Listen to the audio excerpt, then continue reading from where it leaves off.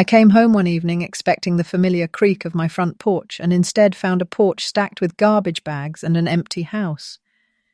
If you've ever faced family betrayal or fought for your own home, hit that like button and subscribe, because this story proves independence is the sweetest revenge. I still remember the ache in my hands from gripping the steering wheel during that long drive. My name is Clara Bennett, and though I was only in my mid-20s when this all began, the lessons I learned will stay with me forever. A second-year pre-law student and had just finished a brutal round of midterms. Spring break was finally here, and all I wanted was a week of comfort in my childhood home. I packed my little car with laundry, snacks, and the quiet excitement of a daughter heading back to the one place that had always meant safety. 4 hours on the road passed in a blur of gas stations and half-empty coffee cups. When I finally turned onto the familiar street, the sinking sun painted the houses gold and orange. For a second, everything felt exactly the same, until I saw it. A for sale sign was staked into the front yard of my family's house. I slowed, blinking hard. Maybe it was a neighbour's yard. Maybe I misread the address. But no. The faded blue shutters, the crooked mailbox, the maple tree my father and I planted when I was 8. It was all unmistakable. Only the windows looked strange. They were bare, no curtains, no glow of lamps behind them. I parked in the driveway, my stomach twisting. The garage door was closed but lifeless, like it hadn't been used in weeks. I stepped out and noticed 3 black garbage bags sitting on the porch like abandoned pets. My heart thudded as I climbed the steps and peeked inside one of the bags. Clothes, my clothes, a stack of my old textbooks, a cracked photo frame from my high school graduation. What on earth? I pulled out my phone and called the only family member who always answered quickly, my uncle. Uncle Mark, what's happening? The house is empty. There's a for sale sign. Where's everyone? He hesitated. I could hear the tightness in his voice even before he spoke. Your father said you should have called first. They moved last week. Didn't they tell you? The world tilted. No, nobody told me anything. I'm so sorry, he murmured, but he didn't offer details. I hung up and immediately dialed my father. The rings stretched like rubber bands, painful and endless, until finally a flat voice answered. Hello? Dad? The house is empty. My things are in trash bags on the porch. What's going on? A pause, then a cold reply. We moved. You're an adult now. Deal with it. Before I could speak, the line went dead. I stood there, phone in hand, staring at the quiet street as dusk settled over the neighborhood. The neighbor across the road, an elderly man who used to wave when I rode my bike, watched silently from his porch. I must have looked like a ghost pacing back and forth, trying to convince myself this wasn't real. I tried my mother's number, straight to voicemail. My younger brother's number, no answer. Again, nothing. In one cruel afternoon, I had been erased. I forced myself to keep moving. If I stayed frozen, the weight of betrayal might crush me. I loaded the garbage bags into my car, every item a painful reminder of the life I thought I still belonged to. When the porch was bare, I climbed back into the driver's seat and just sat there, staring at the house that was no longer mine. The maple tree reached toward the darkening sky, branches swaying as if waving goodbye. I drove to a cheap roadside motel and checked in for the night. The room smelled faintly of bleach and old carpet. I spread my salvaged belongings across the scratchy bedspread, a few winter clothes, a broken picture frame, a handful of college notebooks. At the bottom of one bag, I found a family photo taken just 3 summers earlier. My parents, my brother, and me on a beach vacation, all smiling like we belonged to each other. Everyone in that picture was a liar. I didn't cry, not yet. Instead, I made a quiet decision. If they wanted to erase me, I would return the favor. Growing up, family had been our unshakable creed. My parents were immigrants who used to remind us nightly of the sacrifices they'd made. We came here with nothing so you could have everything, my father liked to say. I believed him. While other kids partied, I studied. When my friends took easy summer jobs at the mall, I interned at the local courthouse. I kept a 3.9 GPA, sent part of my scholarship money home every month, and never caused trouble. I was the dependable one, and this was my reward. My younger brother, on the other hand, struggled through school, skipped assignments, and once got caught shoplifting. My parents defended him endlessly. He's finding his way. I used to shrug it off, thinking love was unconditional. That night, as I stared at the motel ceiling, I realized just how conditional their love really was. I needed help, but not from them. After hours of restless tossing, I finally called Professor Green, my constitutional law instructor and unofficial mentor. It was late, but she answered on the second ring. "Are you safe?" she asked immediately. "Yes, but they're gone. They sold the house without telling me. My things were on the porch in garbage bags." The disbelief in her voice was sharp. "They just left? Without a word?" "Exactly. I don't know what to do next. I can't go back to the dorms until break is over." My voice cracked, betraying the emotions I was trying so hard to contain. "Listen to me," she said firmly. "Come stay with me until the dorms reopen. No arguments. We'll figure the rest out together." I accepted, because what else could I do? Professor Green lived in a rambling old house filled with books and 2 elderly cats. She welcomed me with quiet kindness and gave me her guest room, along with something I hadn't realized I needed, a key. No time limit, no judgment, just safety. Instead of relaxing over spring break like everyone else, I buried myself in research and coursework. Professor Green had already lined up a summer legal internship for me at Harbour Finch, a firm specializing in housing discrimination. The irony wasn't lost on either of us. "Channel it," she advised over tea one evening. "The best advocacy comes from personal experience."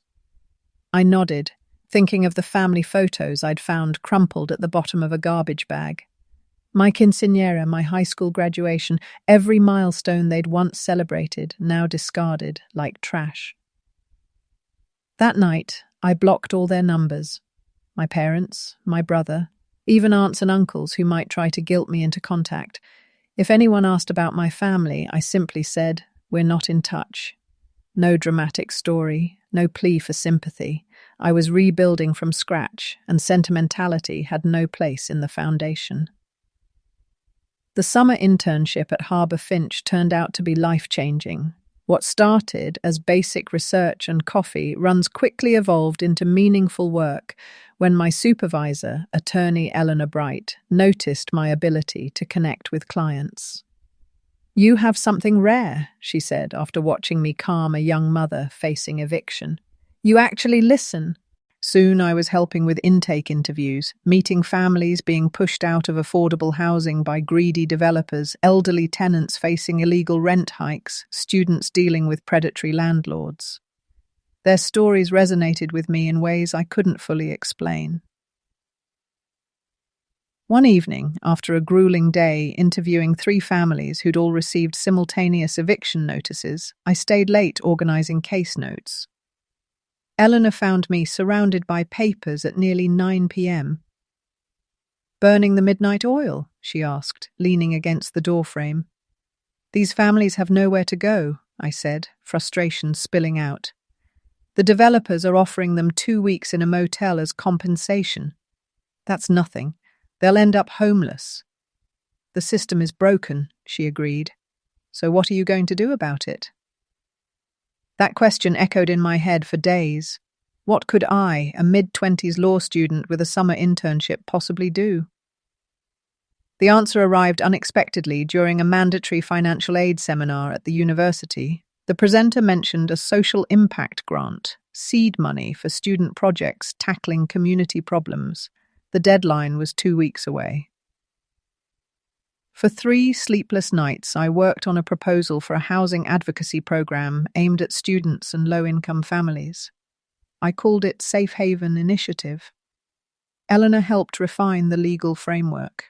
Professor Green reviewed every draft like it was a Supreme Court brief. While waiting for a response, the calls started again. 6 months after the day I found my childhood home empty, my father left a voicemail. "Your mother is worried. Call us." No apology, no explanation, just an order, as though I was still the obedient daughter they'd discarded. I didn't call back. 3 days later, another message came, this one sharper. "This silent treatment is childish. We are your family." Family. The word felt foreign now. I saved every voicemail but never replied. Instead, I poured my energy into Safe Haven, determined to build something my parents could never take away. When the email arrived, I almost missed it. Buried among internship updates and class reminders was a single subject line that made my breath catch. "Congratulations, Safe Haven Initiative awarded full funding." I reread it 3 times.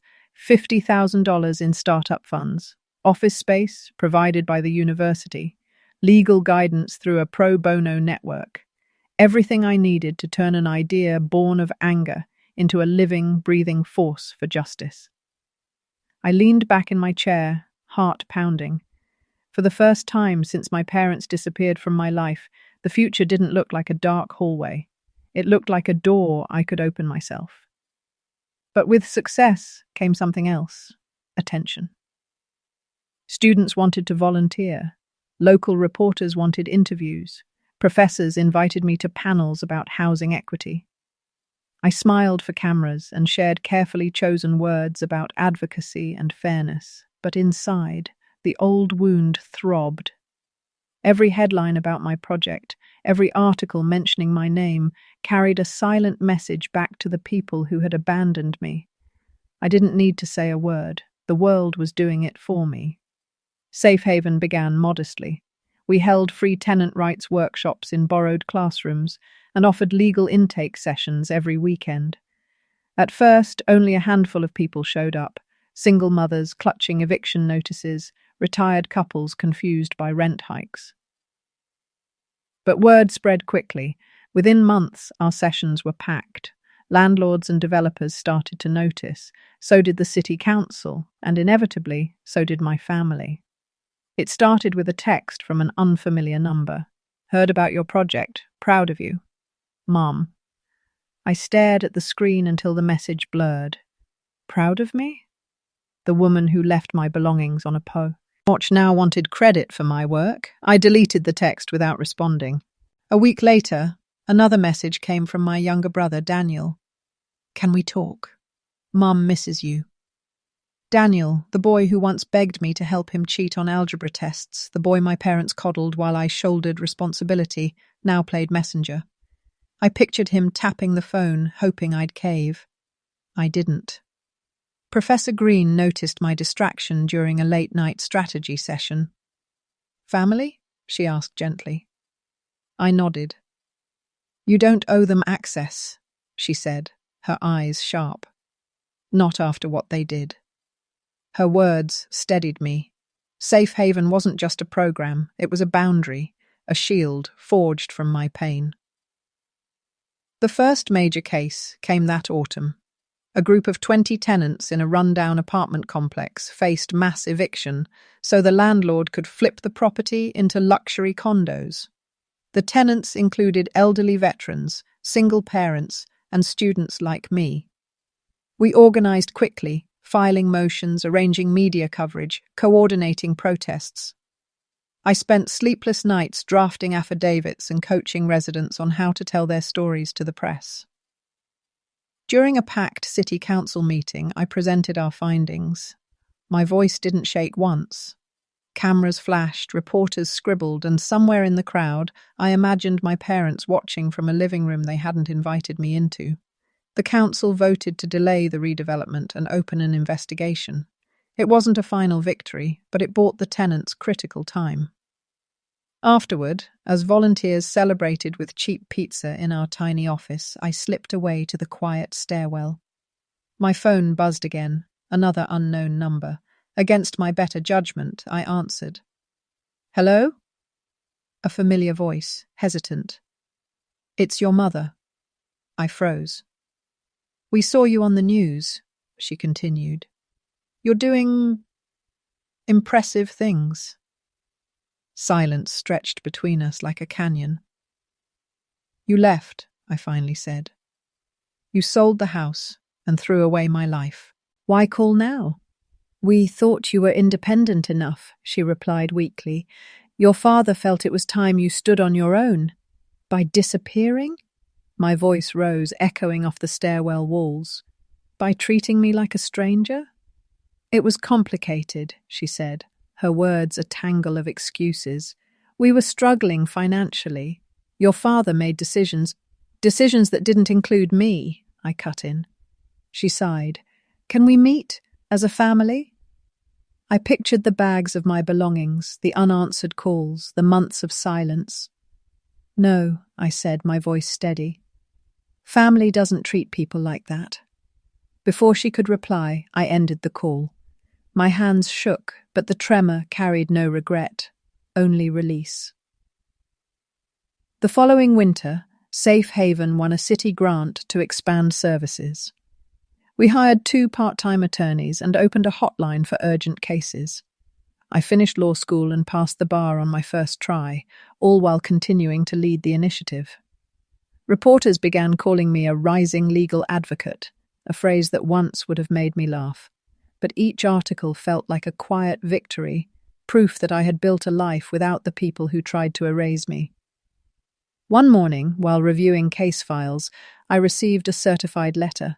The sender's name froze me. Harbour Finch, Family Division. Inside was a formal notice. My parents were divorcing.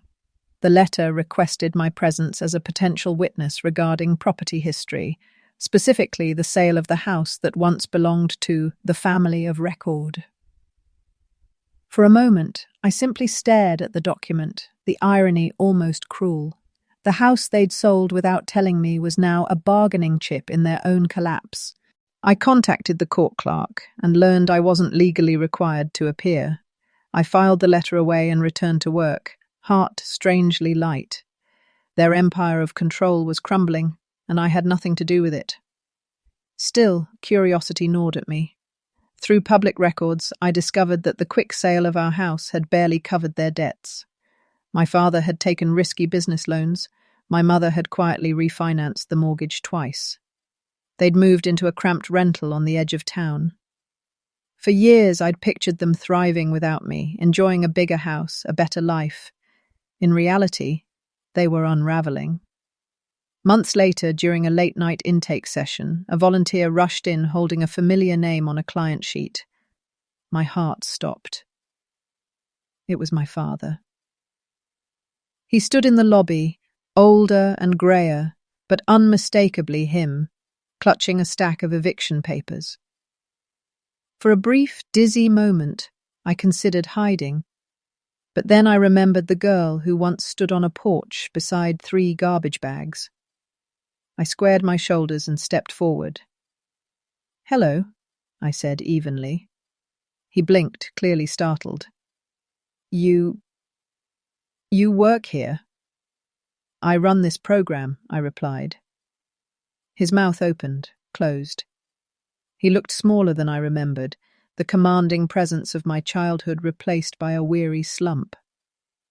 "I need help," he admitted, voice low. "The landlord, he's raising the rent. We can't afford—" I held up a hand. "This clinic provides assistance to qualifying tenants. Fill out the intake form and someone will review your case." "Someone?" he repeated. "You can't."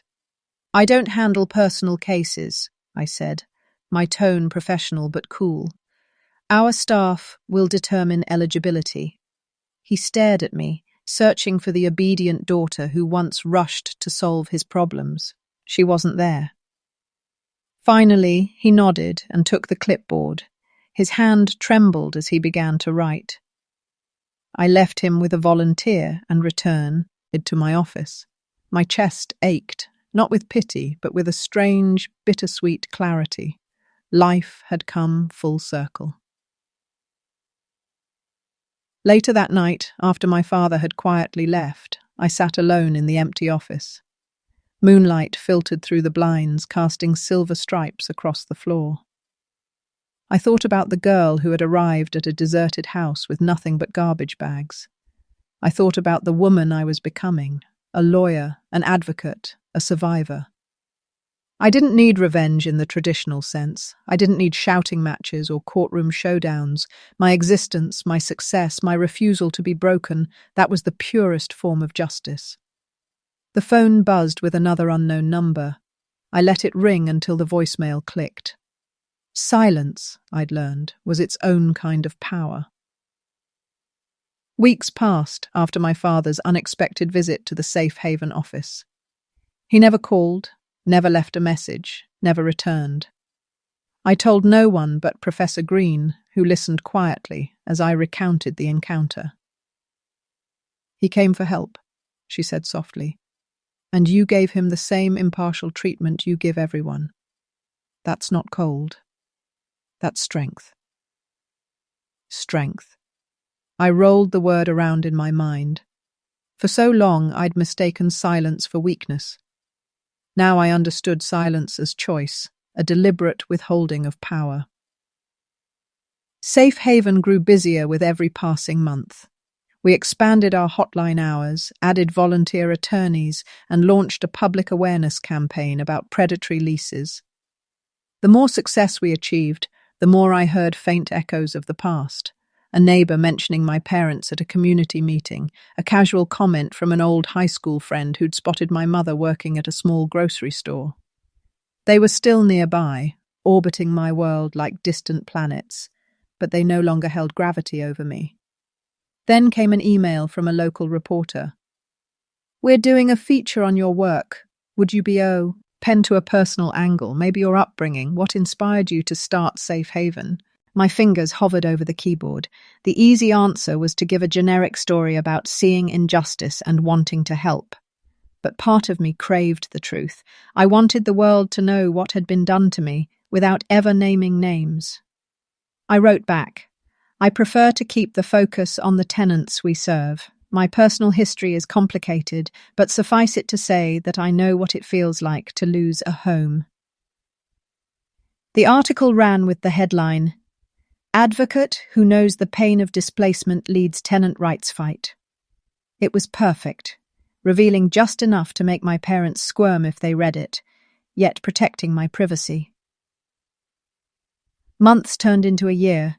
My father's divorce proceedings dragged on, each public record revealing more of the financial chaos they'd tried to hide. I learned they were deep in debt, struggling to keep even a modest rental. My mother had taken a cashier's job to make ends meet. Once, that knowledge might have filled me with a dark satisfaction, but the longer I lived in my own carefully built world, the less their downfall mattered. Revenge wasn't a single explosive moment. It was the slow realization that they no longer controlled the narrative. Still, life has a way of testing boundaries. It happened on a chilly evening after a long day of client meetings. I returned to my apartment to find a letter taped to my door. No envelope, just a folded piece of paper with my name written in my mother's looping handwriting. I hesitated before opening it. We miss you. Please meet us. Just once. We're sorry. No excuses this time, no demands, only those 3 sentences, shaky and uneven. For a long moment, I stood in the hallway, letter in hand, heart thudding. Part of me longed to march to their address, to demand answers, to finally hear the apologies I'd deserved years ago. But another part, the wiser part, recognized the trap. Meeting them would reopen wound, as I'd spent years stitching closed. And what would an apology change? They couldn't unsell the house. They couldn't erase the months of silence. I tore the letter in half, then again, until the pieces were small enough to fit into the trash chute. My hands didn't shake. Safe Haven entered its third year stronger than ever. We had a dedicated office downtown now, complete with a modest waiting area and a small conference room where tenants could meet with lawyers in privacy. One afternoon, as I reviewed new grant applications, a volunteer knocked on my door. "There's a visitor asking for you," she said carefully. "An older woman. She says she's your mother." The air thickened. For a heartbeat, I considered hiding, but the girl who once froze on a dark porch was long gone. "Show her in," I said. My mother stepped into the office, thinner than I remembered, her hair streaked with silver. She clutched a small handbag like it was a lifeline. "Hello," she said, voice trembling. "You look... well." I folded my hands on the desk. "What do you need?" Her eyes filled with tears. "I came to apologize. Your father and we were wrong. We thought we were teaching you independence, but we were selfish. We hurt you. I'm so sorry." The words I'd once begged for now hung in the air like fragile glass. "Why now?" I asked quietly. "Because I can't sleep," she whispered.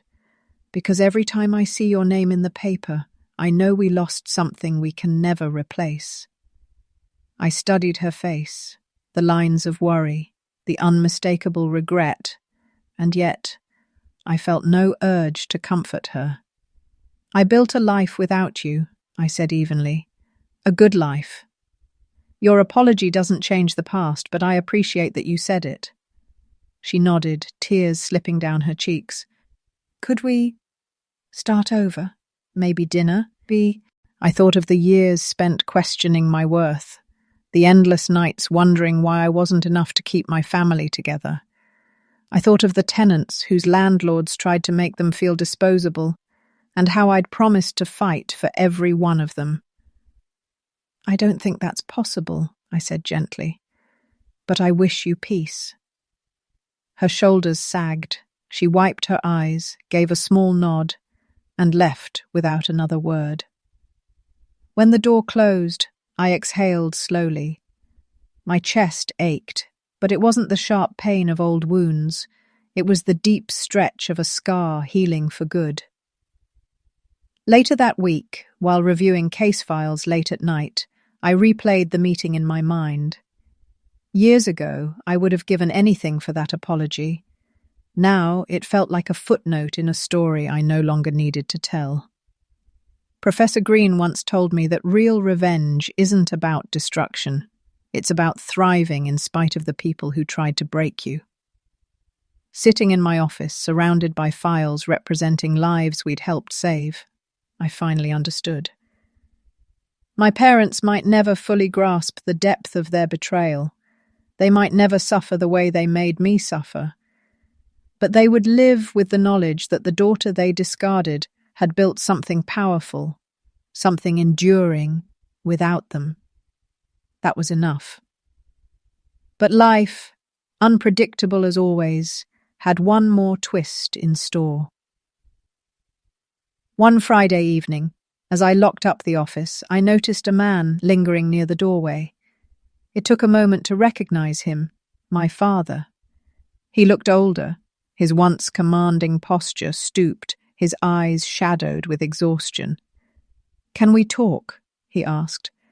I hesitated, keys in hand. "Please," he added. "Just 5 minutes."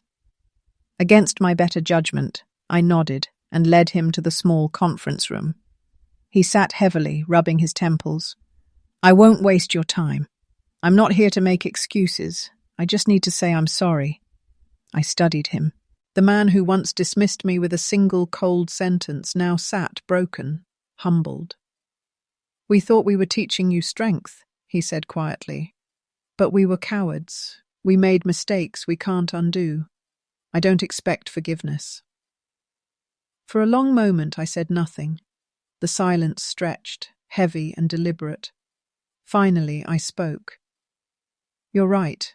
You can't undo it, but I accept your apology. His eyes glistened. Thank you. I stood, signaling the end of the meeting. Take care of yourself. He nodded, rose slowly, and left. As the door clicked shut, I felt neither triumph nor sadness, only a profound sense of closure. The final piece of a long, painful puzzle had settled into place. That night I walked home beneath a cold, starry sky. The city lights flickered against the dark like tiny affirmations of survival. I thought about the girl who once begged for her parents' love, the young woman who turned betrayal into purpose, and the advocate who now stood firmly on her own. I didn't need reconciliation to heal. I didn't need revenge to win. My life itself was the answer, the proof that even after the deepest betrayal, you can build something unbreakable. And that, I realized, was the quietest, most powerful revenge of all. Years later, I sometimes find myself standing at the window of the Safe Haven office late at night, staring out at the city lights. From up here, the streets look like glowing rivers, endless and alive. Each flicker of light represents a tenant, a family, a student, a stranger we've helped protect from the same kind of displacement that once nearly swallowed me whole. By now, Safe Haven isn't just a small project. It's a city-wide movement with satellite branches at 2 universities and a network of volunteer attorneys who handle dozens of emergency cases each week. We've helped keep thousands of people in their homes. We've forced landlords to honour leases, shed city councils to strengthen tenant rights, and trained countless young advocates to carry the work forward. And through it all, my parents have remained on the outskirts of my life like faint shadows. Occasionally, a volunteer will mention seeing a quiet couple at one of our community meetings, sitting in the back, listening as I speak. I never approach them, and they never approach me. It's a silent understanding. My own apartment, a modest, sunlit space in a renovated historic building, feels more like home than the house of my childhood ever did. It's filled with books, warm colours, and the laughter of friends who have become my chosen family. On the wall above my desk hangs a framed photograph of the first tenants Safe Haven ever helped. A grandmother and her 2 grandkids smiling outside the apartment complex we saved from redevelopment. Sometimes I catch visitors studying the photo, expecting to see old family pictures nearby. There are none. I've made peace with that absence. Professor Green, who still checks in like the mentor she's always been, once asked if I ever missed my parents. I miss the idea of them, I admitted, not the reality. She nodded, understanding in a way only someone who's lived through deep betrayal can. A few months ago, an unexpected invitation arrived in the mail, a speaking request from a national housing conference in Washington, D.C. They wanted me to deliver the keynote address on grassroots advocacy. I accepted without hesitation. Standing on that stage, looking out over hundreds of activists, lawmakers, and scholars, I felt a quiet hum of pride. I shared case studies, strategies, and hard-won lessons about tenant rights. I spoke about the importance of boundaries, though I never mentioned my own family by name. When the audience rose in a standing ovation, I felt something settle inside me. This was the life I built, brick by brick, with no blueprint but my own resolve. Later, while mingling after the speech, a journalist asked, "What first inspired you to fight for housing justice?" I smiled, careful as always. "Personal experience," I said simply. "I know what it feels like to lose a home and have to rebuild from nothing." It was the truth, sharpened to a single sentence that carried all the weight of my past without giving away a single unnecessary detail. That evening, after the conference dinner, I returned to my hotel room to find a small envelope slid under the door, no return address. Inside was a short handwritten note. "We saw your speech online. You've become everything we hoped for, even if we didn't know how to show it. We'll always be proud of you.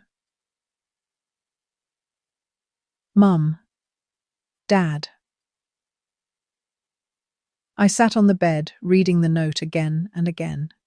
Their words no longer stung. They no longer held the power to make or break me. I didn't cry. I didn't call. I simply placed the note in my bag, a quiet acknowledgement that they were still out there, watching from a distance. Maybe that was enough, for them and for me. Back home, life continued in its steady, purposeful rhythm. Safe Haven celebrated its 5th anniversary with a packed fundraising gala. Former clients shared success stories, volunteers received awards, and the mayor announced a new housing policy, shaped in part by our research. During my speech that night, I caught sight of 2 familiar figures near the back of the room, my mother and father, standing side by side, their expressions unreadable. I paused for a heartbeat, long enough to let the recognition wash over me. Then I smiled and continued, focusing on the crowd of allies, friends, and families who had chosen to be here, not because of obligation, but because of shared purpose. My parents remained until the final applause. When the lights came up, I turned to greet donors and city officials. By the time I looked back, the 2 figures were gone. People sometimes ask me if I'll ever fully forgive them. My answer is always the same. Forgiveness isn't a single act, it's a boundary. It's choosing to let go of the power someone once had over you while protecting the life you've built.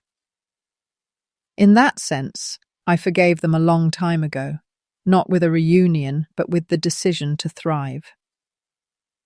I don't need family holidays or sentimental phone calls. I don't need explanations for the night they sold the house and left my things on the porch. The life I've created speaks louder than any apology ever could. One quiet Sunday morning, as I watered the small row of plants on my balcony, I thought back to the girl I once was, the mid-20s student who arrived at an empty house and a porch full of garbage bags. She had no idea what awaited her. The fear, the heartbreak, the legal battles, the victories, the friendships, the purpose.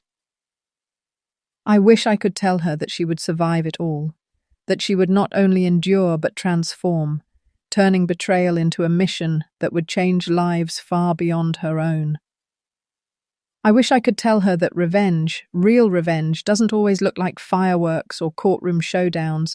Sometimes it looks like a thriving organization, a network of people housed and safe, a life lived fully and freely. Sometimes it looks like standing at a window late at night, smiling at the city below, knowing that the people who once tried to erase you can only watch as you shine. The house where I grew up was eventually demolished to make way for new condos. I drove past the site once, purely by chance, on my way to a client meeting, where the maple tree once stood, a sleek glass tower now rose against the sky. I parked for a moment, watching workers carry steel beams across the lot. Strangely, I felt no sadness. That house had been the setting of my beginning, but it was never my ending. As I pulled back onto the row, I whispered a quiet goodbye, not to the house, but to the girl who once believed her worth depended on the love of people who couldn't see it. Today, when people ask about my family, I simply say, we're not in touch. There's no bitterness in my voice, only fact. I keep my current age private, sharing only that I was in my mid-20s when the turning point came. The mystery suits me. It keeps the focus where it belongs, on the work, on the people we serve, on the life I built with my own hands. And when I lock the office door at night, listening to the quiet hum of the city that once threatened to swallow me, I feel a calm certainty deep in my bones. I am my own proof. I am my own home. And that more than anything my parents could ever say or do is the sweetest revenge of all.